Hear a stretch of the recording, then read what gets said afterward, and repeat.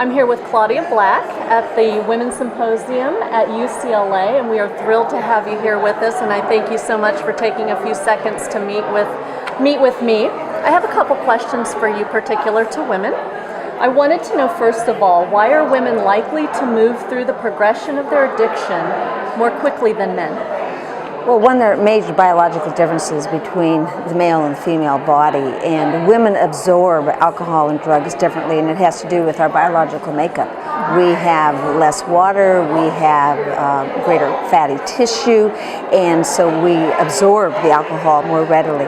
We also have lower activity in an enzyme called alcohol dehydrogenase, and this may be too much science for some people, but what that means is that our body doesn't break down the substances as it does for men. And we actually experience what we call a telescoping effect, in that as a consequence of such, we're probably going to have more heart problems, more GI problems, more neurological problems, and ultimately what this leads to is the early, middle, and late stages of addiction, and we get there more readily.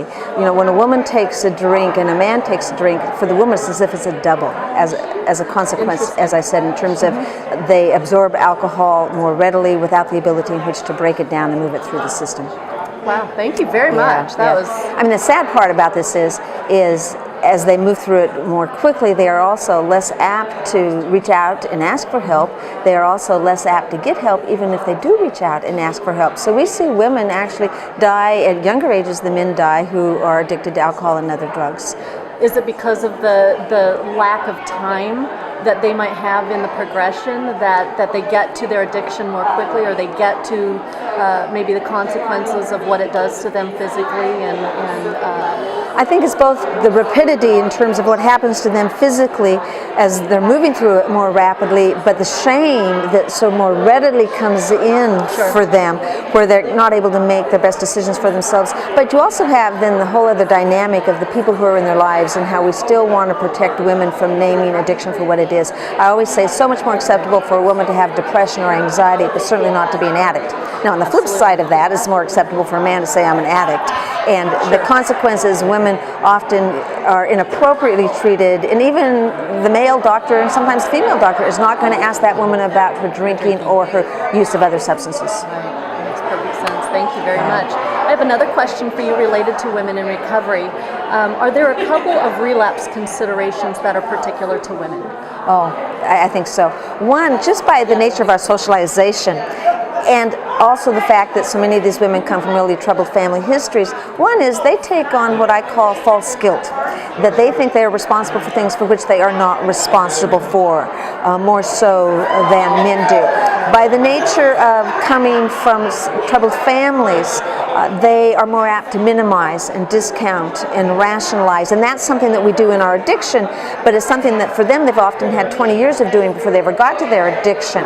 And I think that also women, you know, there tend to be more people pleasers. I'm generalizing here, but the socialization is to avoid conflict, to avoid any form of anger. They learn to tolerate that which is inappropriate. And so, you know, these are often the relapse considerations that we do not pay attention to. I mean, we have some standard things that we always look at for relapse, but when it comes to women, part of what I'm going to say today is how we need to pay attention to, again, their instinctual wanting to take on false guilt, their conflict avoidance. They'll do anything not to go into conflict, and that people-pleasing, putting other people's needs in front of their own. And again, that's the socialization of women. And that a part of recovery is learning self-care, and that is learning that I have needs and my needs are important, and attaching value to my needs, because by the time I'm working with a woman we have such a diminished sense of self and self-esteem. So there's a lot we could do. The wonderful part is there are a lot of women in recovery today. Yes, there are. Tens of thousands, if not hundreds of thousands of women in recovery. And one of my messages today as well is, in many cases, it's women who've met these personal challenges who shine the light for the other women. So I'm very hopeful. And thank you for being a part of this. Thank you so much. Thank you, Claudia.